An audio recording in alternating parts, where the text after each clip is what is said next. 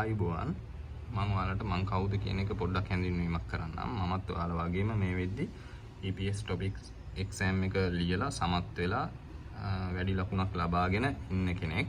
ඒ වගේම මගේ degree එක complete කරලා graduate වෙලා ඉන්න කෙනෙක්. ගොඩක්ම මම මේ වීඩියෝ එක ගේන්න අරමුණ මොකක්ද කියන එක ඔයාලට මම පැහැදිලි කරන්නම්. exam එක කරපු කෙනෙක් විදිහට ඔයාලා කැමති ඇති exam එක කරපු කෙනෙක්ගේ අත්දැකීම බෙදා ගන්න. මගේ ඒක තමයි අරමුණ උනේත්. මොකද මං පාඩම් කරපු හැටි, එතකොට මං කොහොමද මේ වචන පාඩම් කරගෙන ඒ දේවල් ඉස්සරහට කරගෙන ගියේ සහ එක්සෑම් එකට ඉහළ ලකුණක් ලබා ගන්න මම මොනවද කරේ කියන එක සහ මට තේරිච්ච දෙයක් තමයි විභාගයේ ඇත්තම විභාගයේ ටාගට් කරලා කොහොමද පාඩම් කරන්න කියන එක. මම ගොඩක් දුරට අපේ සිලබස් එක වෙනස් වෙච්ච නිසා ගොඩක් දුරට මම තනියම තමයි පාඩම් කරේ. ඒ කරද්දි මට වචන සහ පොත කොහොමද කරගන්නේ කියන එක ලොකු ගැටලුවක් වුණා. මොකද තනියම ස්වයං අධ්‍යාපනයේ යෙදෙන කෙනෙක්ට නම් ඒක අනිවාර්යයෙන්ම ගැටලුවක් වෙලා ඇති. මේ වෙනකොටත් ක්ලාසස් වලින් කරන පිළිවෙලක් තියෙනවා. එතකොට ඒ පොතේ හැම කොටසක්ම ඇත්තටම විභාගයට අවශ්‍ය වෙන්නේ නැහැ. මූලිකවම අවශ්‍ය දේවල් වන ටිකක් තියෙනවා. ඒක අත්දැකීමක් ලැබු කෙනෙක් වශයෙන් මම ඇත්තටම ඒක ඒ අඩුපාඩුව දැකපු නිසා තමයි මම මේක කාට හරි කෙනෙක්ට වටිනවා ඇති කියලා හිතාගෙන මේ වීඩියෝ එක කරන්නේ. ගොඩක් කෙනෙක්ට මේක අනිවාර්යයෙන්ම වැදගත් වෙයි. මොකද විභාගෙට මේ තියෙන හැම දෙයක්ම අදාළ වෙන්නෙත් නැහැ, වැදගත් වෙන්නෙත් නැහැ. අවශ්‍ය කොටස් වලින් අරගෙන මම ඇත්තට මේ වීඩියෝ ටික සරලව ඔයාලට කෙටියෙන් ගෙන එන්නම්. මේක ගොඩක් දරුවන්ට ඇත්තටම වටිනා දෙයක් වෙයි. මොකද සමහර ළමයි ඉන්නවා ක්ලාසස් වලට යා ගන්න බැරුව ඉන්න ළමයෙක් වෙන්න පුළුවන්. දුප්පත් හෝ දෙමව්පියෙක්ගේ කාගේ හරි නැත්නම් තමන්ගේ ක්ලාස් එකකින් කියලා දුන්න දේ තේරිච්ච නැති කෙනෙක්ට හරි මේ පාඩමක් වැදගත් වෙන්න පුළුවන්. ඉතින් අපි හරි යම් පාඩමට මම මුලින්ම මේ වීඩියෝ එකෙන් ගෙන එන්න ඔයාලට බලාපොරොත්තු වෙන්නේ හෝඩිය. ඉතින් ඇත්තටම කොරියානු හෝඩිය අකුරු 40කින් තමයි සමන්විත වෙන්නේ. මුළු හෝඩියටම තියෙන අකුරු 40යි. ඉතින් මේ 40න් තමයි වචන සහ වාක්‍ය හැමදේම නිර්මාණය වෙලා අපිට කියවන්න හැකියාව තියෙන්නේ. මෙන්න මේ අකුරු 40 ඇතුළත්ව තමයි. ඉතින් පළමුවෙන්ම ඔයාලට පේනවා ඇති මෙතනදී මූලික ස්වර 10ක් තියෙනවා. ඒ කියන්නේ මුළු අක්ෂර 40 ඇතුලේ මූලික ස්වර 10ක් තියෙනවා. ඒ හැම මූලික ස්වරයක්ම අනිවාර්යයෙන්ම තනිව යෙදෙන්නේ නැහැ. යම්කිසි ව්‍යංජන අක්ෂරයක් සමග තමයි යෙදෙන්නේ. ඔයාලට මේ නෝට් එකේ පැහැදිලිව මම පෙන්නලා දීලා තියෙනවා. එතකොට අපිට තියෙන්නේ එක්සෑම් එක ටැබ්ලට් එකක් ආධාරයෙන්. ඉතින් එතනදී කවදාකවත් මේ අක්ෂරවල හියුමන් එරර් එකක් දකින්න හම්බෙන්නේ නැහැ. ඒ නිසා ඇද්ද වෙලා හරි පේන්නේ නැතුව හරි ඒ කියන්නේ අකුරක මොනවා හරි වෙනස් වීමක් තියෙන්නේ නැහැ. මෙන්න මේ ආකාරයෙන්ම තමයි අක්ෂර නිර්මාණය වෙලා තියෙන්නේ සහ අපිට ටැබ්ලට් එකේ ඩිස්ප්ලේ වෙන්නේ. ඉතින් ඔයාලට ඒක නිසා ඇදවීමක් හරි එහෙම යම්කිසි දෙයක් තියෙයි කියලා බලාපොරොත්තු වෙන්න දෙයක් නැහැ. අනිවාර්යයෙන්ම මේ ආකාරයෙන් තමයි අකුරු ටික තියෙන්නේ. ඉතින් එතකොට ඔයාලට මේ පේනවා ඇති මෙතනදී මූලික ස්වර 10ක් තියෙනවා. ඒ 10 මෙන්න මේ අක්ෂර වලින් තමයි නිර්මාණය වෙලා තියෙන්නේ. පළමුවෙන්ම ආ ස්වරය තියෙනවා. ආ ස්වරයට පසුව යා ස්වරය තියෙනවා. මේ අක්ෂරයෙන් කියවෙන්නේ යා කියන ස්වරය. එතකොට මේ අක්ෂරයෙන් කියවෙන්නේ ඕ කියන ස්වරය. මේ අක්ෂරයෙන් කියවෙන්නේ යෝ කියන ස්වරය. ඕ කියන ස්වරය සහ යෝ කියන ස්වරය. ඌ ස්වරය, යු ස්වරය, ස්වරය, ඊ ස්වරය. මෙන්න මේ ආකාරයෙන් තමයි මේ අක්ෂර ස්වර මූලික ස්වර 10 සමන්විත වෙන්නේ. එතකොට අපි සාමාන්‍යයෙන් වචනයක කොහේ හරි තැනක මෙන්න මේ අක්ෂරය දැක්කොත් මේ ස්වරය දැක්කොත් ඒ ව්‍යංජනය මම කියවනේ ව්‍යංජනයක් සමග තමයි අනිවාර්යයෙන්ම මේ ස්වරයක් පවතින්නේ. ඉතින් මේක දැක ගම ඒ ව්‍යංජනයේ මෙන්න මේ ස්වරය සම්බන්ධ කරලා තමයි දැන් කයන් අපි උදාහරණයක් විදිහට ගත්තොත් කයන්නට මේ ස්වරය සම්බන්ධ වෙලා තිබ්බොත් කා විදිහට තමයි ශබ්ද වෙන්නේ. ඉතින් මේ ස්වර 10 අනිවාර්යෙන් පාඩම් කරගන්න ඕනේ සහ මේ හෝඩියම අනිවාර්යෙන් පාඩම් කරගන්න ඕනේ. මූලික ස්වර 10 තමයි ඉස්සෙල්ලාම ඔයාලට මම මේ පෙන්වුම් කරලා තියෙන්නේ. මේ අක්ෂර 10ම මෙන්න මේ ආකාරයෙන් තමයි සමන්විත වෙලා තියෙන්නේ. එතකොට පාඩම් කරන කෙනෙක්ට මේක ලියලා ප්‍රැක්ටිස් කරන්න පුළුවන් අනිවාර්යෙන්ම. ඒ වගේම අනිවාර්යෙන්ම ප්‍රැක්ටිස් කරන්න ඕනේ. මේක ලියන්න ඕනේ. Tamanට මතක හිටිනකම්ම හුරු වෙනකම්ම මේක ලියන එක තමයි වැදගත් වෙන්නේ. මම කරෙත් එහෙමයි. එතකොට ඊළඟට ගත්තොත් එහෙම ඊළඟට යනවා මූලික ව්‍යංජන 14ට මම කිව්වනේ හෝඩිය සමන්විත වෙලා තියෙන අක්ෂර අක්ෂර 40කින් ඒ අක්ෂර 40 ඇතුලේ ඊළඟට තියෙනවා මූලික ව්‍යංජන 14. අපි ඒ 14 බලමු. මෙතනදී ඔයාලට මුලින්ම තියෙනවා මම මේ ලේසියට තමයි මම පාඩම් කරපු විදිය මම ඔයාලට කියන්නම්. මේ ශබ්ද වෙන විදිය තමයි මේ සඳහන් වෙන්නේ. මේ අක්ෂරයට අල් කයන්න සහ අල් ගයන්න තියෙනවා. හැබැයි මම ඔයාලට පාඩම් කරන්න ලේසියට මම කියන්නේ ඔයාලා මේක ක විදියට ශබ්ද කරන්න. ක න ත ල සහ ර කියන හඬ දෙකම ශබ්ද වෙන්නේ මේ අක්ෂරයෙන්. මේක ම ප ස න් j සහ ච විදියට මේ දෙකම ශබ්ද වෙන්න පුළුවන්. ච කියන අක්ෂරයට වෙනම අක්ෂරයක් තියෙනවා. ච කියන අකුරට වෙනම අක්ෂරයක් තියෙනවා. හැබැයි මේ j අවස්ථාවේදී මේක ච ලෙසත් ශබ්ද විය හැකි අවස්ථා බොහෝමයක් තියෙනවා. මෙය ක ඒ කියන්නේ මහා ප්‍රාණ ක කියන ශබ්දය මේ අක්ෂරයෙන් නිරූපණය වෙනවා. ඒ වගේම ත ප හ කියන අක්ෂරය. ඔන්න ඔය අක්ෂර 14 තමයි ඊළඟට තියෙන ව්‍යංජන මූලික ව්‍යංජන 14. එතකොට ඔයාලා අනිවාර්යයෙන්ම මතක තියාගද්දී ඔයාලට ලේසි වෙයි. ක න ත ල ම ප ස න් j ච ක ත ප හ කියලා මතක තියාගන්න. පාඩම් කරද්දී ඒක ඇත්තටම ලේසි වෙයි. එතකොට මූලික ව්‍යංජනයක් හරි ද්විත්ව ව්‍යංජනයක් හරි යම්කිසි අක්ෂරයක් සමග ස්වරය එකතු වෙන විට මෙන්න මෙතන තියෙනවා මිටි අකුරු යටටත් උස අකුරු දකුණටත් කියලා. මේකෙන් සඳහන් වෙන්නේ මෙන්න මේ ඔයාලට පේනවා ඇති මෙන්න මේ ව්‍යංජන අක්ෂරය සමග ස්වරය එකතු වෙද්දී කොහොමද ඒක නිරූපණය වෙන්නේ කියලා. මෙතන ඔයාලට පාඩම් කරගන්න ලේසි වෙන විදිහට තමයි මේ මිටි අකුරු උස අකුරු කියලා මෙතන ලියලා තියෙන්නේ. මෙන්න මේ අකුරු හතර උසට කෙලින් අතට ලියන නිසා අපි මෙතන උස අකුරු කියලා මේ හතර සහ මෙන්න මේ ඊ අක්ෂරය මේ අකුරු පහම උස අකුරු විදිහටත් ඔයාලා මතක තියාගන්න. මේ අකුරු පහ මිටි අකුරු විදිහටත් මතක තියාගන්න. ඒක ඔයාලට ඉස්සරහට අක්ෂර නිර්මාණයේදී ඔයාලට ලේසි වෙයි. මම මතක තියාගත්ත විදිහ ඒක තමයි. ඔයාලටත් මම හිතන්නේ ඒක පහසු වෙයි ඒ විදිහට මතක තියාගත්තොත්. මෙන්න මේ විදිහට තමයි එතකොට ඒක හැදෙන්නේ. කා කියන මම කියවනේ මූලික ව්‍යංජනයක් සමග ස්වරය එකතු වුණාම මේ දෙක එකතු වෙලා තමයි ශබ්ද වෙන්නේ. මෙතන අල් කයන්න සහ ආ කියන ස්වරය කා වෙනවා. එතකොට මෙතන අල් කයන්න සහ අල් කයන්නට එකතු වෙලා තියෙනවා ඕ කියන ස්වරය. එතකොට කෝ වෙනවා. මෙතන අල් අයන්න නැත්නම් අර් රයන්න. එතකොට ඕ කියන ස්වරය එකතු වෙලා රෝ කියනවා නැත්නම් ලෝ වෙනවා. මෙතන ද්විත්ව ව්‍යංජනයක්. ඒක අපි ඊළඟට බලමු. ද්විත්ව ව්‍යංජනයකදී කොහොමද එකතු වෙන්නේ කියලා. එතකොට මෙතනදී මම ඔයාලට බලා ගන්න පෙන්නලා දීලා තියෙන්නේ මෙන්න මේ උස අකුරු දකුණු පැත්තටත් මිටි අකුරු යටටත් කියන දෙය. ඒක ඔයාලට පැහැදිලිව ඇති. මේ විදිහටම තමයි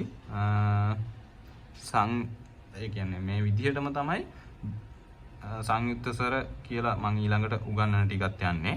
එතනකොට ඔයාලට පැහැදිලි ඇති. මෙතනත් වෙලා තියෙන උස අකුරු දකුණු පැත්තට යට අකුර එනවා. මෙහෙම මෙන්න මේ ආකාරයෙන් සංයුක්ත ස්වර කොහොමද තියෙන්නේ කියලා බලමු. අන්න එතකොට ඔයාලට තේරෙයි මම මේ මොකද්ද කියන්නේ කියලා.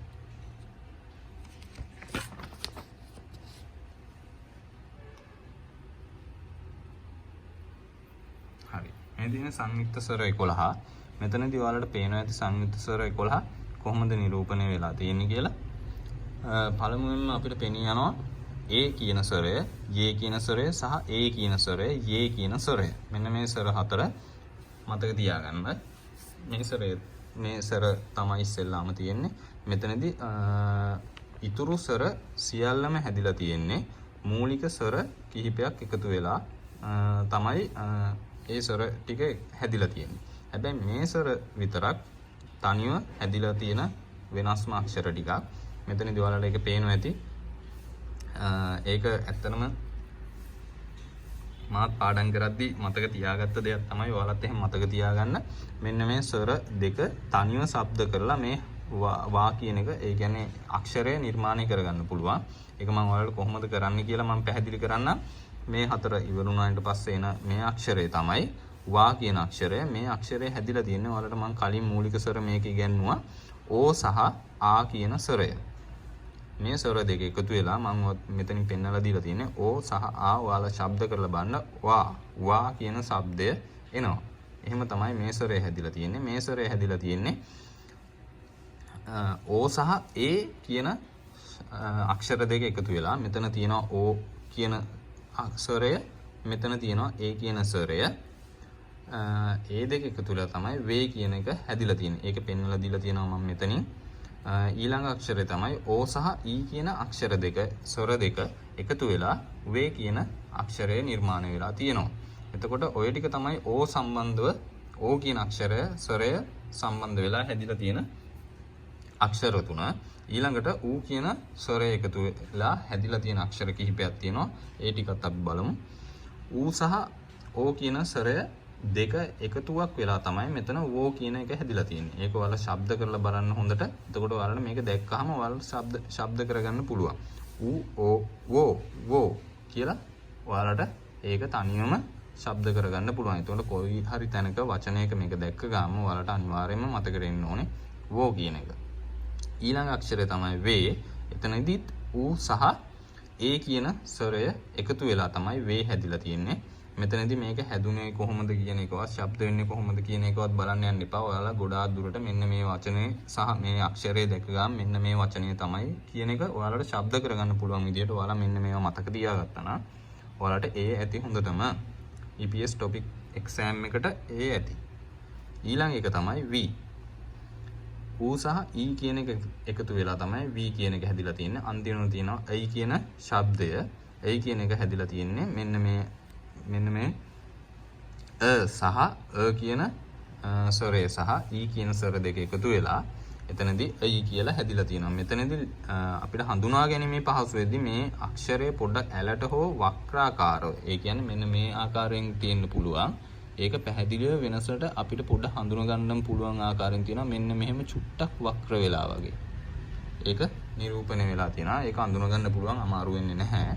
මේ විදිහට තමයි මේක I කියන ස්වරය ලියන්නේ. ඊළඟට අපි යමු ditth ව්‍යංජන පහට. ditth ව්‍යංජන පහට ගියාම ඊළඟට තියෙනවා මෙතනදී මෙන්න මේ ආකාරයෙන් තමයි ditth ව්‍යංජන නිර්මාණය වෙලා තියෙන්නේ. මෙතනදී මම ඔයාලට හඳුනා ගැනීමේ පහසුව නිසා හල් අකුරක් විදිහට ශබ්ද කරන්නේ නැතුව ඔයාලට මම ශබ්ද කරලා පෙන්නන්නම්. මෙතනදී මේ අපි කලින් ඉගෙන ගත්තා වගේ ව්‍යංජන දෙකක් එකතු වෙකින් තමයි ditth ව්‍යංජන කියන්නේ. ditth ව්‍යංජන කියන්නේ දෙකයි කියන එකනේ. එතකොට මෙතන තියෙනවා ක සහ ඒ කියන්නේ ක අකුරු දෙකක්. එතකොට මේක ශබ්ද වෙන්නේ හල් අකුර නැතුව ක නිකම්ම ක කියලා කියනවට වඩා අපි කය එක අකුරක් ලොප් කරලා සහ අනිත් අකුර ශබ්ද කරන්න ඕනේ. එතන පැහැදිලි වෙනසක් නැති වුණා. හැබැයි ඒක ඇතුලෙන් ශබ්ද කරද්දි තේරෙන්න ඕනේ. එතකොට මෙතනදී ත අකුරු දෙකක්, ප අකුරු දෙකක්, ස අකුරු දෙකක් සහ ච අකුරු දෙකක්. මෙතනදී ජ ලෙස තිබ්බට මෙතන මම ඔයාලට පැහැදිලිව පෙන්නලා තියෙනවා. ජ අකුරු උනාට මේක ශබ්ද වන්නේ ච විදිහට. හරි. එතකොට දැන් අපි බලමු මේවා ශබ්ද වෙන්නේ කොහොමද කියලා. පළමු අකුර ක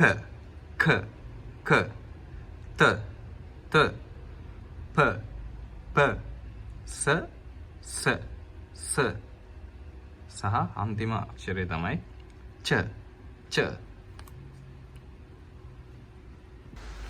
හොඳයි. අපි ඊළඟට යන් කොහොමද මේ ව්‍යංජන එකතු වෙලා, ව්‍යංජන සහ ස්වර එකතු වෙලා කොහොමද අක්ෂර නිර්මාණය වෙන්නේ කියන එකට. එතනදී මම මුලින්ම ඔයාලට කියන්න කැමතියි ඔයාලත් මෙන්න මේ වගේ වගුවක් ගහගන්න. එතකොට ඔයාලට ඒක දැක්කාම හඳුනා ගන්න පුළුවන් ලේසි. මම මෙතන පැහැදිලිව දක්වලා තියෙනවා මේ පැත්තෙන් ව්‍යංජන සහ මේ පැත්තෙන් ස්වර. මූලික ස්වර මේ පැත්තෙනොත් මූලික ව්‍යංජන ටික මේ පැත්තලත් තියෙනවා. එතකොට මෙහෙම තමයි මේක නිර්මාණය වෙන්නේ. එතකොට මෙතනදී මුලින්ම මම කියවනේ මෙතනදී මම ඔයාලට හඳුනා ගන්න ලේසි විදිහට මම ක කියලා කියන්නම්. ක අකුරේ හල් කිරීමේ ප්‍රභේදයට මෙන්න මේ ආ කියන ස්වරය එකතු වෙනවා. එතකොට මේක කා ලෙස සැකස් වෙනවා. ඊළඟ අක්ෂරය යා, ඕ, යෝ, ඕ, යෝ, ඌ, යු, සහ අන්තිමටම ඊ කියන ස්වරය. මෙන්න මේක තමයි ස්වර පිළිවෙල. එතකොට මෙතනදී ක්‍යා වෙනවා කෝ क्यों को क्यों कु क्यू क की මෙන්න මේ විදිහට තමයි මේ අක්ෂර શબ્ද වෙන්නේ. මෙතනදී ඔයාලට මම කිව්වා උස අකුරු දකුණු පැත්තටත් මිටි අකුරු යටටත් එනවා කියලා. අන්න ඒක මෙන්න මෙතනින් ඔයාලට බලා ගන්න පුළුවන්. මෙතනදී මේ අක්ෂර පහේ ඔක්කොම අක්ෂර ටික ඇහිලා තියෙන ස්වර ටික පල්ලෙහායිනුත් උස අක්ෂර ඒ කියන්නේ මේ අක්ෂර ටික ඔක්කොම දකුණු පැත්තට තමයි ස්වර ටික එකතු වෙලා තියෙන්නේ. එතනදී ඊළඟ අක්ෂරය අපි බලමු. නා න්‍යා නෝ න්‍යෝ නෝ න්‍යෝ නු නියු න නී මේ ආකාරයට තමයි මේ අක්ෂර શબ્ද වෙන්නේ. ඔයාලත් හොඳට මේක ශබ්ද කරලා බලන්න. එතකොට ඔයාලටම තේරෙනවා මේ අක්ෂරවල තියෙන වෙනස්කම එක අකුරකින් අකුරකට කොහොමද ශබ්දය වෙනස් වෙන්නේ කියන එක. අනිවාර්යයෙන්ම ඔයාලා මේක ශබ්ද කරලා බලන්න ඕනේ. නැත්නම් ඔයාලට මේක තේරෙන්නේ නැහැ කොහොමද. ඒ කියන්නේ සවන් දීමේ අපිට එක්සෑම් එකේදී සවන් දීමේ ප්‍රශ්න 20ක් තියෙනවා. ඒ 20 දී අපි සවන් දෙන්න නම් හරියට අක්ෂර අඳුන ගන්න ඕනේ කොහොමද ඒක ශබ්ද වෙන්නේ කියන එක. ඒ අඳුන ගැනීමේදී අපිට පහසුවෙන්ම අඳුන ගන්න පුළුවන් ක්‍රමයක් තමයි ඉස්සෙල්ලාම අපි මේ අක්ෂර ශබ්ද වෙන්නේ කොහොමද කියන එක හරියට අවබෝධ කරගන්න ඕන. එතකොට ඊළඟ අක්ෂරයට යමු අපි. ත අක්ෂරයේදී මෙතනදී ස්වර ටික එකතු වුනහම තා ත්‍යා තෝ ත්‍යෝ තෝ ත්‍යෝ තු ත්‍යු ත ති මේ ආකාරයට තමයි ත අකුරට ස්වර එකතු වුනහම ශබ්ද වෙන්නේ. මෙතනදී ඊළඟ අක්ෂරයට යමු. ල හෝ ර කියන ශබ්දය පෙන්වීමට තමයි මෙන්න මේ අක්ෂරය භාවිතා වෙන්නේ. එතකොට ලා ල්‍යා ලෝ ල්‍යෝ ලෝ ල්‍යෝ ලු ලියු ල ලී මේ විදිහට තමයි මේක ශබ්ද වෙන්නේ. එතකොට ඊළඟ අක්ෂර ටික ඔයාලා කොහොමද මේක ශබ්ද වෙන්නේ කියන එක පැහැදිලිව ඔයාලා මේක ලියාගෙන හොඳට කියවලා බලන්න. එතකොට ඔයාලටම තේරෙයි මම මෙතන පැහැදිලිව දක්වලා තියෙනවා මේ අක්ෂර කොහොමද ශබ්ද වෙන්නේ කියන එක සිංහලෙන්. එතකොට ඔයාලා මේක ශබ්ද කරලා බලන්න. මේක සිංහලයක බල ශබ්ද කරන්න එපා. ඔයාලා අවබෝධයෙන් තනියම මේ කොරියානු අක්ෂරය පමණක් ලියලා කොහොමද මේක ශබ්ද කරන්නේ කියලා ලියලා ප්‍රැක්ටිස් කරගන්න. එතකොට ඊළඟට අපි බලමු මෙතන n කියන අක්ෂරය කොහොමද කියවෙන්නේ කියලා. මෙතනදී ප්‍රධානවම තියෙන දෙයක් තමයි ස්වරය එකතු වුනහම n ආ කියලා කියවන්නේ නැහැ. ඒ කියන්නේ දැන් මේ ටික මේ අක්ෂරය ගත්තොත් මෙතන මේ අක්ෂරය ගමුකෝ අපි ස කියන එක. ස ගත්තාම මම කියවනේ සයන්නේ හල් කිරීමේ ප්‍රභේදය තමයි මේකෙන් කියවෙන්නේ. එතකොට ආ කියන ස්වරය එකතු වුනහම සා වෙනවා. හැබැයි මෙතනදී සා වුණාට මෙතනදී n කියලා තියෙනවනේ. එතකොට n කියන එකට ස්වරය එකතු වුනහම n ආ වෙන්න ඕනේ නේද? කෙනෙක්ට ඒක අනිවාර්යෙන් තර්කයක් ගොඩනගන්න පුළුවන්. හැබැයි මේක නීතියක් තමයි රීතියක්. එතකොට මෙතනදී n ආ කියවන්නේ නැහැ. මෙතනදී තනි ස්වරය විතරක් ආ කියලා කියවෙනවා. එතකොට ආ යා ඕ යෝ ඕ යෝ උ යු ඊ මෙන්න මේ විදිහට තමයි මේ ටික ශබ්ද වෙන්නේ. එතනදී අපි n කියන n කියන එක කියවෙන්නේ නැහැ. ඒක සයිලන්ට් වෙලා ස්වරය පමණක් ශබ්ද වෙනවා. එතකොට ස්වරය පමණක් ශබ්ද කිරීමට අවශ්‍ය වෙන වෙලාවලදී මෙන්න මේ අක්ෂරය යොදා ගන්න. ඊළඟ අක්ෂර ටික යන්නේ සාමාන්‍ය විදිහටමයි. ඊටු ටික ගිය විදිහටම ඒ ටික මෙතන පැහැදිලිව තියෙනවා. ඔයාලා ඒ ටික ශබ්ද කරලා අනිවාර්යයෙන්ම බලන්න. මේක හුරු කරගන්න. දැක්කහම එතකොට මේ අක්ෂරය ඕනම තැනක දැක්කහම අපිට මේක දැක්ක ගාම කියන්න පුළුවන් වෙන විදිහට සහ ඇහුණාම අඳුන ගන්න පුළුවන් විදිහට මේ ටික පාඩම් කරගන්න. ඊළඟට අපි යමු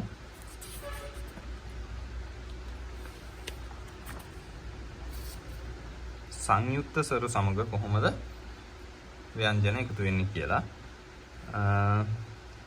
එතකොටත් මම කලින් වගේ දැක්වපු විදිහටමයි මෙතන තියෙන්නේ. සංයුක්ත ස්වර ටික මේ පැත්තටත් ව්‍යංජන ටික මේ පැත්තටත් තියෙනවා. ඔයාලට එතකොට ලේසියෙන් මෙතනදී මම ඔයාලට දැන් අරකේ හුරුව ඔයාලට ඇති. ඒ නිසා මම මෙතනදී සිංහල තේරුම ඒ කියන්නේ සිංහලෙන් මේක ශබ්ද වෙන්නේ කොහොමද කියන එක පෙන්වලා දීලා නැහැ. හැබැයි මම ඔයාලට ශබ්ද කරන හැටි පෙන්වන්නම්. එතකොට ඔයාලා ඊටු ටික ශබ්ද කරලා හරියට අවබෝධ කරගන්න. එතකොට ඔයාලට මේක හරියට මතක හිටිනවා. ප්‍රැක්ටිස් කරාම ඔයාලට මේක දැක්ක තැන අඳුර ගන්න පුළුවන්. අපි බලමු පළවෙනි එක. මෙතනදී මේ ස්වරය කයන්නේ හල් කිරීම. හල් කයන්න. එතකොට සංයුක්ත ස්වරේ ඒ කියන එක මෙතෙන්ට එකතු වුනහම කේ වෙනවා. ඊට පස්සේ මෙතනදී කේ කියලා වෙනවා. ඊළඟ එකට තියෙන ඒ අක්ෂරයට එකතු වුනහම කේ වෙනවා. ඊළඟට කේ ක්වා ක්වේ ක්වේ කෝ ක්වේ ක්වී කයි. මෙතනදී අයි කියන ස්වරය තමයි සංයුක්ත ස්වරය තමයි මෙතන තියෙන්නේ. මේක මෙන්න මේ ආකාරයෙන් තමයි ලියන්නේ. එතකොට මෙතනදී අපි හැමතිස්සෙම බලන්න ඕනේ මේක පැහැදිලිවම ඔයාලට මම මේ ටිකේ ලියලා තියෙනවා. මේ අක්ෂරය ලියවෙන්නේ මෙන්න මේ ආකාරයෙන්. මෙතනදී ඔයාලට පේනවා මම හිතන්නේ. ඉස්සෙල්ලාම අපි ලියන්න ඕනේ ව්‍යංජනය. ඊට පස්සේ යටින් මෙන්න මේ අක්ෂරය මෙන්න මේ විදිහට තමයි ලියන්නේ. ඒක හැමතිස්සෙම එහෙමයි අඳුනා ගන්න එතකොට පහසුයි. ඔයාලට මම හිතන්නේ ඒක වැටහෙනවා ඇති. හැමතිස්සෙම මේක මෙන්න මෙහෙම තමයි ලියන්නේ. එතකොට ඔයාලට මේ අක්ෂරය අඳුනා ගන්න පුළුවන්. ඊළඟ අක්ෂර ටික අපි ශබ්ද දෙන්නේ කොහොමද කියලා බලමු. මෙතන තියෙනවා න ව්‍යංජනය. එතකොට එකතු වෙනවා යන්න නේ වෙනවා. නේ වෙනවා. නේ නේ නවා නෙවේ නෙවේ නෝ නෙවේ නිවි නයි. මෙන්න මේ ආකාරයෙන් තමයි නයන්න ශබ්ද වෙන්නේ. එතකොට ඔයාලට ඊටු ටික ශබ්ද කරන හැටි තේරෙනවා ඇති. ඔයාලා ශබ්ද කරලා බලන්න මම කියවගෙන යන්නම් පැහැදිලිව. එතකොට ඔයාලට මේක තනියම ශබ්ද කරන්න පුළුවන් වෙයි. තේ තේ තේ තේ ත්වා ත්වේ ත්වේ තෝ ත්වේ ත්වී තයි. ඊළඟ අක්ෂරයට යමු. ලේ ලේ ලේ ලේ ලවා ලවේ ලවේ ලෝ ලවේ ලී ලයි. ඊළඟ අක්ෂරයට යමු. මේ මේ මේ මේ මා මේ මේ මෝ මේ මී මයි. එන්න මේ විදිහට තමයි ඒ අක්ෂරය ශබ්ද වෙන්නේ. එතකොට ඊතුරු අකුරු ටිකත් අන්න ඒ විදිහටම තමයි ශබ්ද වෙන්නේ. මෙතනදී මෙන්න මේ අන් කියන එක. ඒක මෙතනදී පෙරසේමයි. මෙතනදී ශබ්ද වෙන්නේ ස්වරය පමණයි. ස්වරය පමණක් ශබ්ද කිරීමට අවශ්‍ය වූ විට මෙන්න මේ අන් ඉස්සරහට දාලා තමයි අපි ඒක වචනයේදී ලියන්නේ. එතකොට අපි හැම විටම බිඳුවත් එක්ක මේ ස්වරය තියෙනවා නම් බිඳුව කියන්නේ අන් කියන ශබ්දය මේ අන් කියන එකත් එක්ක මෙන්න මේ ස්වරය තියෙනවා නම් අපි හැම තිස්සෙම මතක තියාගන්න අපි ස්වරය පමණක් ඒ කියන්නේ මූලික ස්වරය හෝ සංයුක්ත ස්වරයක් වෙන්න පුළුවන්. ඒ දෙකෙන් තියෙන එක අනිවාර්යයෙන්ම ඒ ස්වරයේ විදිහට තමයි අපි ශබ්ද කරන්නේ. ඊළඟට යමු. ඊළඟ අකුරු ටිකත් ඒ විදිහටමයි. මෙතන ජ ච මහ ප්‍රාණ ක.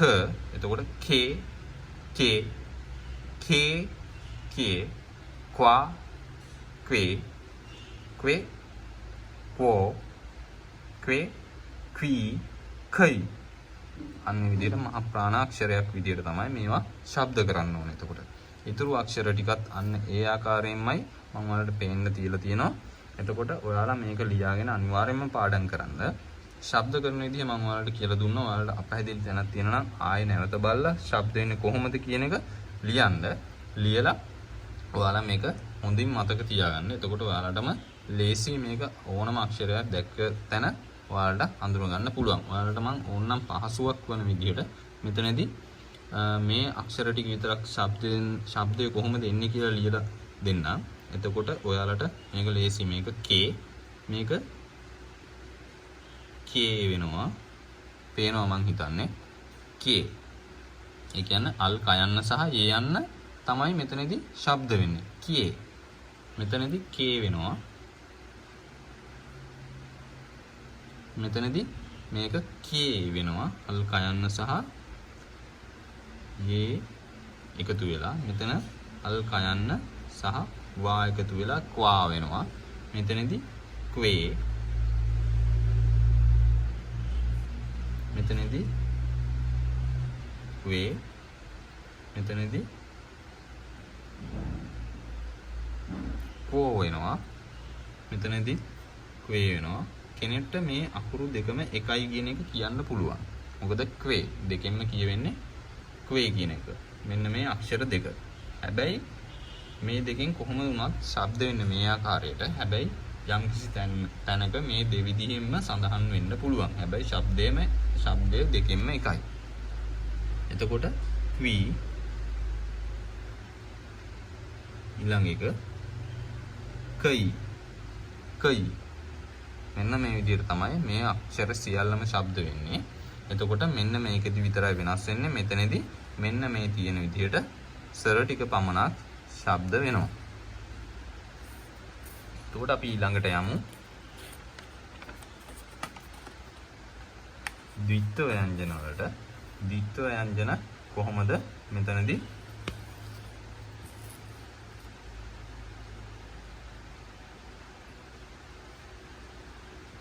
හැදෙන්නේ කියන එක ඔයාලට මෙතනදී පේනවා ඇති. ද්විත්ව ව්‍යංජන මේ පැත්තෙන් තියෙනවා. මෙන්න මේ ද්විත්ව ව්‍යංජන පහ මේ පැත්තෙන් තියෙනවා. ස්වර පහ මේ පැත්තේ. ස්වර 10 මේ පැත්තෙන් තියෙනවා. මූලික ස්වර 10. එතකොට මූලික ස්වර 10ට කොහොමද ද්විත්ව ව්‍යංජන එකතු වෙලා හැදෙන්නේ කියන එක මෙන්න මෙතනින් ඔයාලට බලා ගන්න පුළුවන්. මුලින්ම ආ, යා, ඕ, යෝ, ඕ, යෝ, උ, යු, ඊ. ඔන්න ඔය මූලික ස්වර 10. මෙතනදී මම කිව්වා හල් නැතුව මම ශබ්ද කරන්නම්. එතකොට ලේසි. මොකද මට ඒ කියන්නේ කෙනෙක්ට තේරුම් ගන්න අපහසු වෙන්නේ කොහොමද මේක කියලා. අන්න ඒක නිසා මතක තියාගන්න. ක, ත, භ, ච, ස. ක, ත, භ, ච, ස.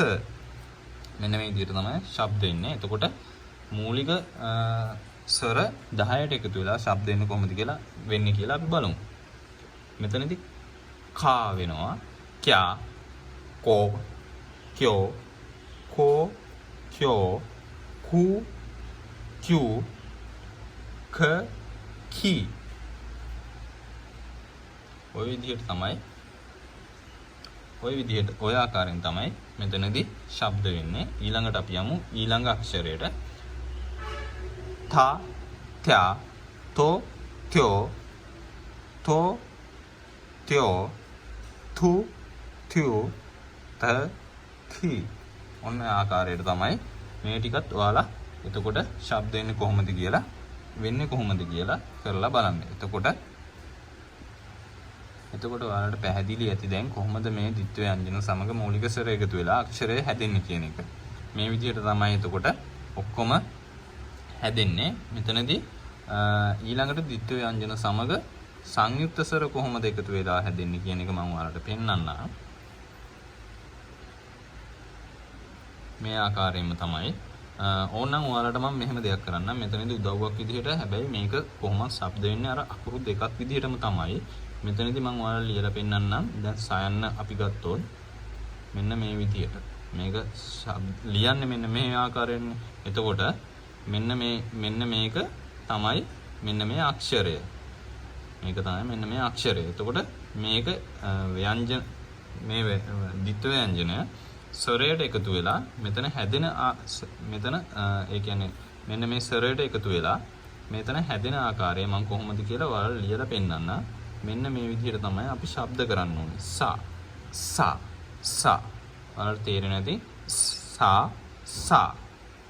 එතකොට මෙතනදී කියන එක ඉස්සෙල්ලාම ශබ්ද වෙලා මෙතන මෙන්න මේ විදිහට තමයි මේක ශබ්ද වෙන්නේ. සයා. එතකොට ඊළඟ අක්ෂරය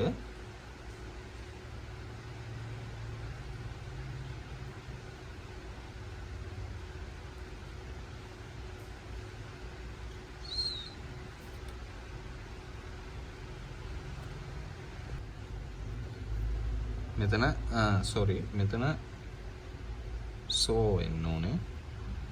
මෙතන ස්වරයේ තියෙන ඕ කියන ස්වරය. එතකොට මේක වෙන්නේ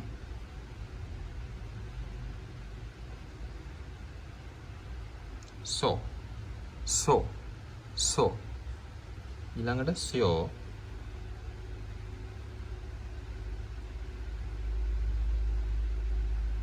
මෙන්න මේ ආකාරයෙන් තමයි මේක ශබ්ද වෙන්නේ sio sio මේක so so මේක sio ඊළඟට මේක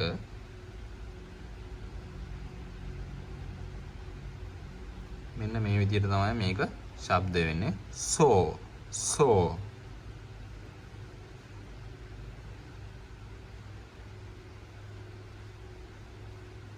මේක sio sio sio මේක su su su su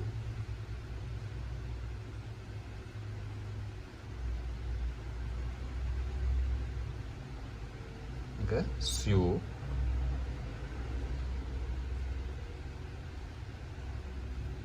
මේක s s s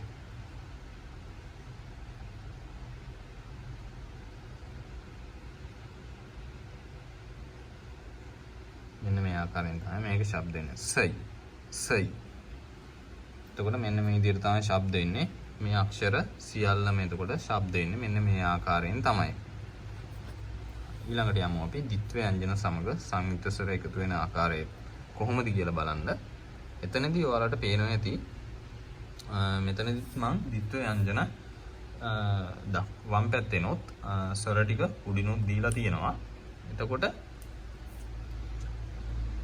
මේ තියෙන්නේ සංයුක්ත ස්වර ටික මේ තියෙන්නේ ද්විත්ව ව්‍යංජන.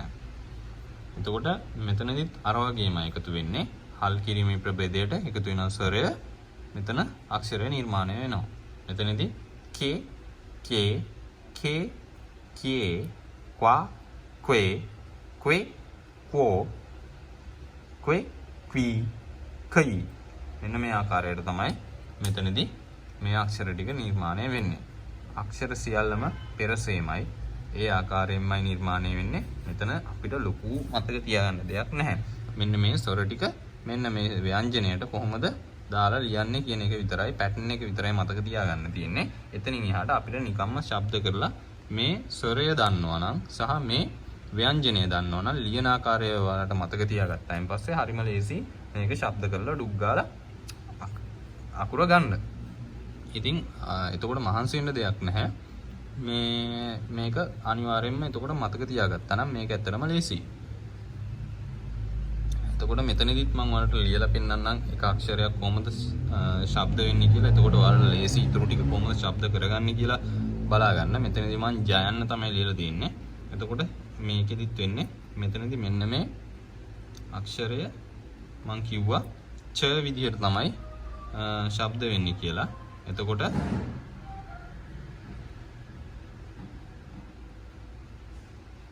මෙන්න මේ විදිහට තමයි මේක තියෙන්නේ.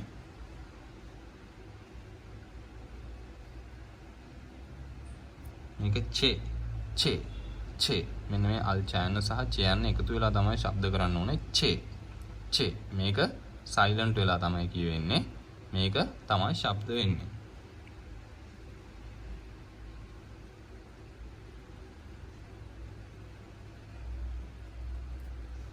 එතකොට මේක චේ වෙනවා. මේක සයිලන්ට් වෙනවා. මේ අක්ෂර දෙක කියවෙනවා. චේ චේ චේ.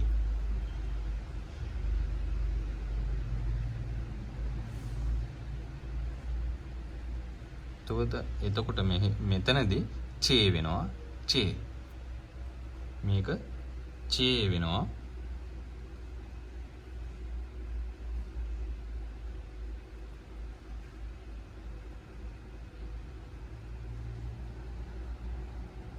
මේක ච්වා ච්වා ච්වා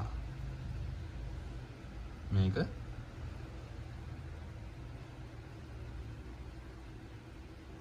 ච්වේ ච්වේ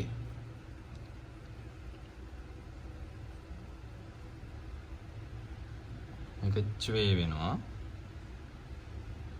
මේක චෝ විදිහට තමයි ශබ්ද වෙන්නේ. චෝ චෝ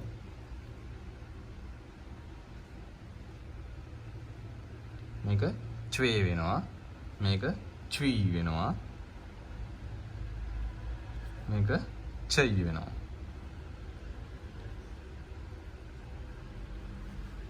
එතන ඔයාලට පේනවා ඇති මං කිව්වා ඉස්සෙල්ලා මේ ජ අකුරු දෙක ච විදියට තමයි ශබ්ද වෙන්නේ ද්විත්ව ව්‍යංජනයේදී. එතකොට මෙන්න මේ ආකාරයෙන් තමයි ශබ්ද වෙන්නේ.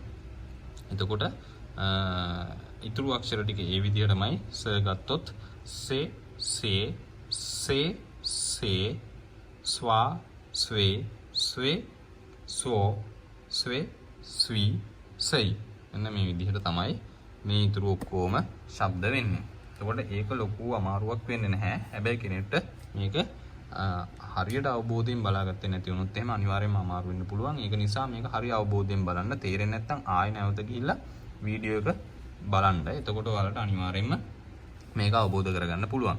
ඊළඟට අපි යමු මේ අක්ෂර කොහොමද නිර්මාණය වෙලා වචනයක් හැදෙන්නේ කියලා. එතකොට හල් කිරීමක් එන්නේ කොහොමද සහ ඊළඟ අක්ෂරේ කොතනින්ද ලියන්නේ අන්න ඒ දේවල් කොහොමද එන්නේ කියලා මූලික විදිහට අපි බලමු. කොරියානු භාෂාවෙන් කොහොමද අකුරු ටිකක් ලියන්නේ කියන එක. ඒ කියන්නේ වචනයක් ලියන්නේ කොහොමද කියන එක බලමු. මෙතනදී ඔයාලට පේනවා ඇති මම මේක තන නෝට් එකේ තියෙනවා.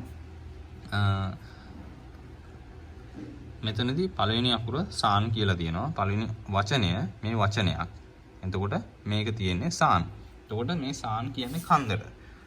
එතකොට ඉස්සෙල්ලාම ඔයාලට පේනවා ඇතිනේ මෙතනදී සාන් කියලා ලියනවා නම් අපි ඉස්සෙල්ලාම ලියන්නේ සා කියන එක ලියනවා. එතකොට n කියන එක හල් කිරීම. එතකොට කොරියානු භාෂාවේදී හල් කිරීම හැම තිස්සෙම ලියන්නේ පෙර අකුරට යටින්. එතකොට දැන් අපි මේ විදිහට හිතුවොත් සාන් කියන එක සිංහල භාෂාවෙන් ලියන්නේ කොහොමද? මෙන්න මෙතනදී ඔයාලට පේනවා තියෙන සා n.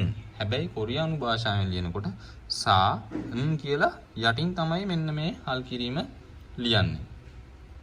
සිංහල භාෂාවෙන් නම් කෙලින් අතර මෙන්න මෙහෙම ලියාගෙන යනවා මොන අකුරක්වත් යටින් ලියන්නේ නැහැ. හැබැයි කොරියානු භාෂාවේදී මෙන්න මේ හල් අකුර අනිවාර්යයෙන්ම හල් අකුරක් ලියන්නේ පෙර අකුරේ යටින්. එතකොට සාන් කියන්නේ කන්දට. එතකොට මෙන්න මේ ආකාරයට තමයි ඊළඟට එන අකුර මෙන්න මෙතනින් තමයි ලියාගෙන යන්නේ. එතකොට මෙතනදිත් එහෙමයි මේ තියෙන්නේ මුන් කියන අක්ෂරය. මේක මෙන්න මේ විදිහට කොටුවක් විදිහට තමයි ලියන්නේ මුන් කියන්නේ දොරට. එතකොට දැන් මම මේ වචන ඒ කියන්නේ කොතනකදී හරි අපිට වචනයක් කියනවා නම් ඒක තේරුම අනිවාර්යෙන් මතක තියාගන්න. මොකද කොයිම හෝ තැනකදී මේක වැදගත් වෙන්න පුළුවන්. එහෙනම් එන හැම වචනයක්ම සිංහල තේරුම මතක තියාගන්න. මෙතනදී තියෙනවා අකුරු 4ක් චන් මුන් කියන එක. එතකොට ඔයාලා බලා ගන්න කොහොමද මේක ලියන්නේ කියලා. චන් මුන් මම කිව්වා හල් අකුරු නම් එන්නේ යටින් පෙර අකුරට යටින් එන්නේ මෙතන චා කියන අක්ෂරය තියෙනවා. මේක මුන් කියන අක්ෂරය ඊළඟට මේ විදිහට ලියලා තියෙනවා. මුන් කියන අක්ෂරය කියන්නේ මම කිව්වේ මු යන්නයි අල්න යන්නයි. ඒ අක්ෂර දෙක. එතකොට චා කියන එක යටින් ලිව්වා මු කියන එක යටින් ලිව්වා. එතකොට චන් මුන් කියන්නේ ජනේලය. එතකොට ඊළඟට පුවොක් කියන්නේ කුස්සිය. පුවොක් කියන එක පූ ලිව්වා ඕ අක් පුවොක් කියලා තමයි. එතකොට මේක මෙන්න මේ විදිහට තමයි අපි ලියන පිළිවෙල වෙන්නේ. පුවොක් කියලා ලියන්නේ පූ ඕ අක් මෙන්න මේ විදිහට තමයි ලියන්නේ මේ කුස්සියට කියන්නේ. එතකොට චන්මුන් කියන එක මම ඔයාලට ලියලා පෙන්නන්නම්. චන්මුන් කියලා ලියන්නේ මෙන්න මේ ආකාරයෙන්. මෙන්න මේ විදිහට තමයි චන්මුන් කියන එක ලියන්නේ. මේ විදිහට තමයි අක්ෂර ලියාගෙන යන්නේ. හල් අකුරු යටින් ලියලා. එතකොට සොන්පුන්ගි කියන්නේ ෆෑන් එකට සොන්පුන්ගි කියලා ලියන්නේ මෙන්න මේ විදිහට. ඔයාලත් ලියලා මේක පුරුදු වෙලා බලන්න. අක්ෂර ටික පාඩම් කරගත්තාන් පස්සේ වචන ඔයාලා කියවන්න try කරන්න. එතකොට සොන්පුන්ගි කියන එකත් මම ලියලා පෙන්නන්නම්. සොන් මම කිව්වා හල් කිරීම සොන් කියද්දි අල් නයන්නක් එනවා සොන් කියන එක. එතකොට යටින් අල් නයන්න ලියනවා. එතකොට පුන් පූ කියන අක්ෂරය ලිව්වා. අන් කියද්දි බිඳුව තමයි ඉන්නේ සොන් පුන්. එතකොට ගී මෙන්න මේ විදිහට තමයි වචන ලියාගෙන යන්නේ.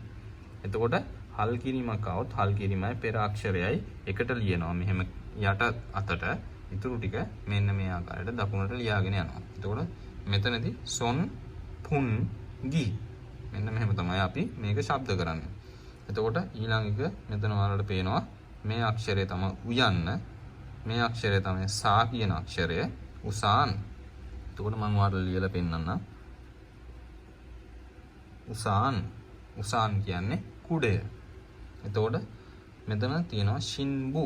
shiNbu මම කිව්වා මේ තමයි සියන්න. හැබැයි අපි යම් කිසි අවස්ථාවක ඒක ශී ලෙසද ශබ්ද කරනවා. ඒක ඒ අවස්ථානුකූලව තමයි ඒක යෙදෙන්නේ.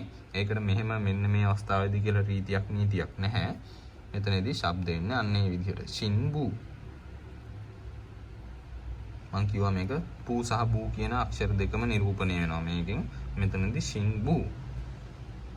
එතකොට shiNbu කියන එක කොතනක තිබ්බත් අනිවාර්යයෙන්ම shiNbu අනාලිය. එතකොට මේ තමයි තාල්. තාල් කියන්නේ හඳට. තාල්. මම හිතන්නේ ඔයාලට වචන ලියන හැටි දැන් තේරෙනවා ඇති. කොහොමද ලියන්නේ කියන එක පැහැදිලි ඇති. එතකොට ඊළඟ එක තමයි මම ඔයාලට කිව්වා සමහර අක්ෂර වලට සිංහල භාෂාවේ යෙදෙන අක්ෂර දෙකක් කියවෙන අවස්ථාවල් නිරූපණය වෙන අවස්ථාවල් තියෙනවා කියලා. මෙන්න මේක තමයි මම ඒ අවස්ථාව ඔයාලට ලියලා තියෙන නෝට් එකෙන්.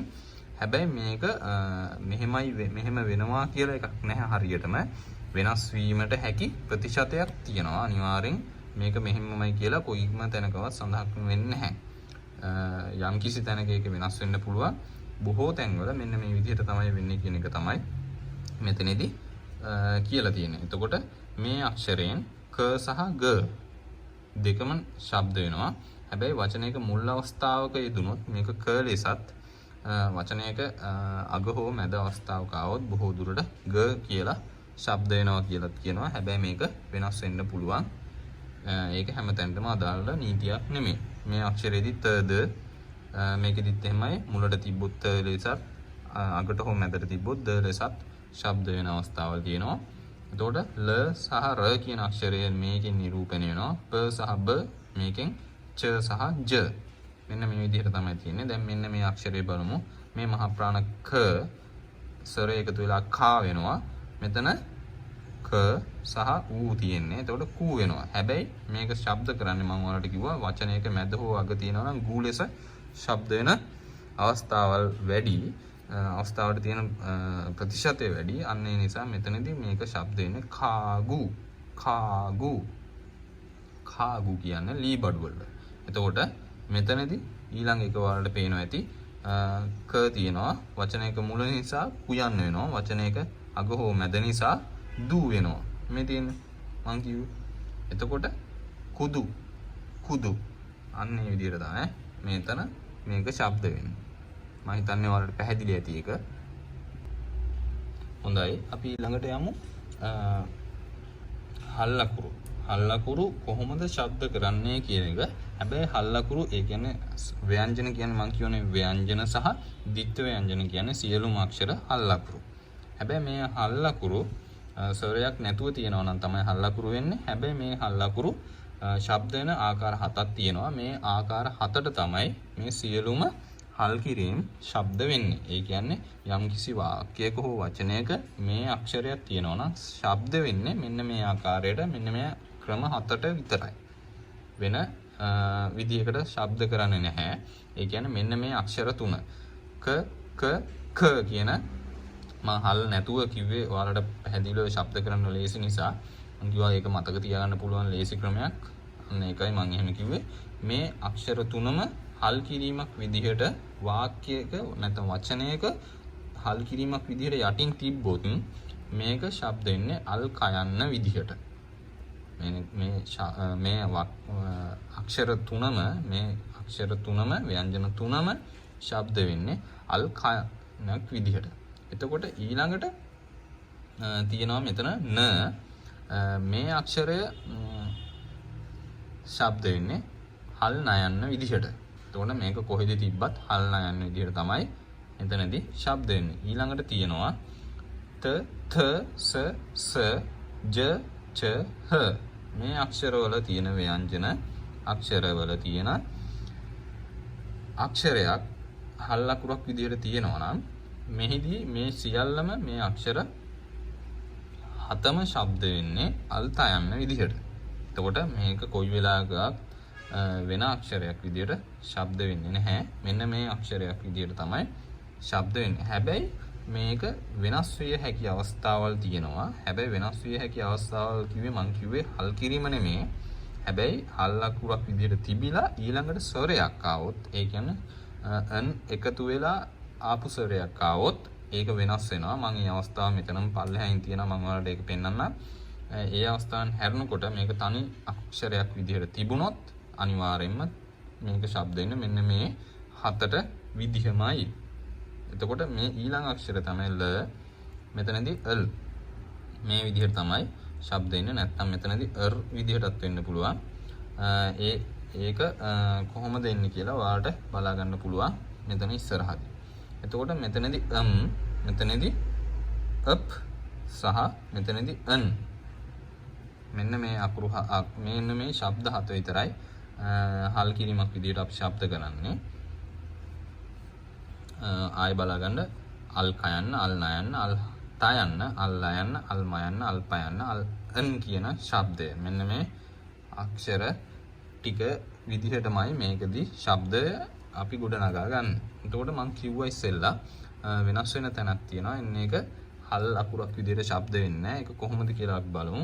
මෙතනදී ඔයාලට පේනවා ඇති මෙන්න මේ වගේ අවස්ථාවල් තියෙනවා. ඒ කියන්නේ හල් කිරීමේ අකුරු දෙකක් යෙදෙන අවස්ථාවල්. මේවා ගොඩක් නැහැ අපේ ටොපික් එක්සෑම් එකට අවස්ථා වුණා මම හිතන්නේ 15කට වඩා අඩුවෙන් වගේ තමයි තියෙන්නේ. ඒ හින්දා බය වෙන්න එපා. කෙනෙක්ට දැක ගන්න බය නැති පුළුවන් මේක අකුරු දෙක තුනක් යටින් හල් වෙලා තියෙනවා කොහොමද මේක කරන්නේ ප්‍රොනවුන්ස් කරන්නේ කියන එක ගැටලුවක් වෙන්න පුළුවන්. හැබැයි බය වෙන්න දෙයක් නැහැ. අකුරු වචන 15කට වඩා මෙතනදී නැහැ. එතකොට මෙතන මේ අක්ෂරය මම හිතන්නේ ඔයාලට දැන් හැමෝටම මේ අකුරු කියව ගන්න පුළුවන් ඇති. අක්ෂරය ශබ්ද කරන්න පුළුවන් ඇති. මෙතන ක්වේ මෙතන හල් කිරීමක් තියෙනවා න ක්වෙන් චා මෙතන හල් නයන්න මෙතන අල් මෙන්න මේ අක්ෂරය තමයි එතන තියෙන්නේ. ඒ කියන්නේ හ කියන එක මෙතන මේන් තියෙනවා n සහ එකතු වෙච්ච ආ කියන ස්වරය සහ ඊළඟට යෝ මෙතන තියෙන ක්වෙන් චන යෝ. එතකොට මෙන්න මේ හයන්න මෙතනදී සයිලන්ට් වෙනවා. එතකොට ඒ කියන්නේ ඒකට හේතුව තමයි හල් කිරීමකට පසුව තනි ස්වරයක් යෙදিলা තියෙනවා නම් ඒක ස්වරය සයිලන්ට් වෙලා ඒ කියන්නේ ලොප් වෙලා තමයි ශබ්ද කරන්නේ. හැබැයි මම ඉස්සෙල්ලා ඔයාලට කිව්වා හල් කිරීමක් තිබ්බත් සමහර වෙලාවල් වලට ඒ හල් කිරීම නැතුව යෙදෙන අවස්ථාවල් තියෙනවා. එන්නේ ඒ වගේ අවස්ථාවක් තමයි මෙන්න මේක. එතකොට මේ හල් කිරීම මෙතන හල් කිරීමට පසුව මෙතන ස්වරයක් පමණක් යෙදෙනවා නම් කියන්නේ n සහිත ස්වරයක් යෙදෙනවා නම් මේ මෙතන හල් කිරීම සමග එකතු වෙලා තමයි ශබ්ද වෙන්නේ. හැබැයි ඒක ඒ කියන්නේ හයන්නේ හල් ප්‍රභේදය නම් හයන්න සයිලන්ට් වෙලා අනිත් අක්ෂරයට තමයි ඒක ශබ්ද කරන්නේ. එතකොට මෙතනදී ඒක ඔයාලට පැහැදිලිව මම ඔයාලට ලියලා තියෙනවා ක්වෙන් චන යෝ කියලා. ඔයාලට මම ඒක ශබ්ද කරන හැටි ලියලා තියෙනවා. ක්වෙන් චන යෝ. එතකොට ක්වෙන් චන යෝ කියන්නේ මොකද්ද කියන එක මම ඔයාලට කියන්නම් මොකද්ද කියන එක. ඒක තමයි ගැටලුවක් නැහැ. නැත්නම් අපි යම්කිසි අවස්ථාවක හිතන්නකෝ මොකක් හරි සිදුවීමක් වුණාම ක්වෙන් චන යෝ කියලා අහනවා. කියන්නේ ප්‍රශ්නයක් නැහැ කියන එක තමයි ඒකෙන් අදහස් වෙන්නේ. එතකොට ඔය ටික තමයි හෝඩියට තියෙන්නේ. ඇත්තටම මේක සරලයි ලොකු වෙලාවක් අරගෙන මහ ලොකු වෙලාවක් අරගෙන මේක ඉදිරියට ගෙනියන්න දෙයක් නැහැ. ඔන්න දේවල් ටික ඔයාලට මතක තියාගත්තා නම් ඇත්තටම ඕනම වචනයක් කියවන්නත් පුළුවන්. අක්ෂරයක් කියවන්නත් පුළුවන්. වාක්‍යයක් කියව ගන්නත් පුළුවන්. තේරුම් ගන්න බැරි වුණාට වචනය කියන්නේ දන්නේ නැති කෙනෙක්ට තේරුම් ගන්න බෑ. හැබැයි හෝඩිය ඔච්චරයි තියෙන්නේ. ওই ටික තමයි සරලවම ගත්තොත් ওই ටික. හැබැයි සංකීර්ණව ගත්තත් තියෙන්නේ ওই ටිකම තමයි. ඒ නිසා ඔයාලා මේ වීඩියෝ එක ඔයාලට තේරෙන්නේ නැත්නම් ආයෙ බලන්න ආපස්සට අරන් මේ ටික තමයි හෝඩිය කියලා ඔයාලට උගන්වන්න සිලබස් එකට තියෙන්නේ. ඉතින් ඇත්තටම අමාරු නැහැ. කොරියානු භාෂාව හුඟක් අය අමාරුයි කියනවා, සංකීර්ණයි කියනවා. ඇත්තටම නැහැ. ඒක හරිම ලේසියි. ලොකු කාලයක් යන්නේ ඉගෙන ගන්න. මටත් ලොකු කාලයක් ගියේ නැහැ ඉගෙන ගන්න. මගේ තිබ්බ වැඩත් එක්ක මම මැනේජ් කරගෙන ඇත්තටම කරගත්තා. හරිම ලේසියි. මම හිතනවා ඔයාලා මම ඉස්සරහටත් වීඩියෝස් වලින් ගේන්නම්. අවශ්‍ය තැන්වල අවශ්‍ය කොටස්, ඒ කියන්නේ එක්සෑම් එක ටාගට් කරලා මම පාඩම් ටික ඔයාලට කියලා දෙන්නම් ලේසියෙන්. අවශ්‍ය දේවල් ටික පමණක් මම කියලා දෙන්නම්. ඒක මම හිතන්නේ ගොඩාක් වටීවි කෙනෙක්ට අවශ්‍ය දේවල් ටික පමණක් කොහොමද හරියට මැනේජ් කරගෙන පාඩම් කරගෙන ඉස්සරහට යන්නේ කියන එක. එහෙනම් මේ වීඩියෝ එකෙන් මෙච්චරයි මම ඔයාලට කියන්න බලාපොරොත්තු වෙන්නේ. මොකද වීඩියෝ එක දිග ගැස්සෙන නිසා සහ මට හෝඩිය ඔයාලට ඉදිරිපත් කරන්න ඕන නිසා මම මේකෙන් හෝඩිය කරලා ඉවර කරනවා. එහෙනම් මාත් එක්ක රැඳී හිටියට ඔයාලා ඔක්කොටම ස්තුතියි. මම හිතන්නේ ඔයාලට හෝඩිය මේකෙන් හොඳටම තේරෙන්න ඇති. ඉතින් මම වීඩියෝ එක එන්ඩ් කරනවා දැන්. Thank you.